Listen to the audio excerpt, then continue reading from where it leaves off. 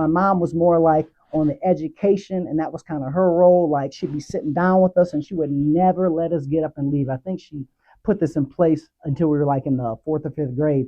If we had tests or quizzes we had to study for, she would make sure we knew the material. And if we didn't, she'd go back and like, you don't know the material. Like my parents literally, it almost made me throw up as much discipline and focus they made me have. But it literally makes my life exponentially easier because of the foundations and skill sets they laid today. Not only because of what they did and the foundation and the transfer of wealth, but the transfer of skill sets. So me, myself, and my two other brothers, and I believe that my dad, before he passed away, he's like, hey man, listen, he was always talking about me and my real estate endeavors and enterprises. Like whatever you do, see if you can take your company public. So there's a lot of stuff that I've done in my life that really I wouldn't be able to do if it weren't for both my parents in my life. I'm kind of all over the place a little bit, still relatively emotional. Grief is kind of up and down, so apologies for the bouncing back and forth. But foundation that has been laid for me, I wouldn't trade it for anything.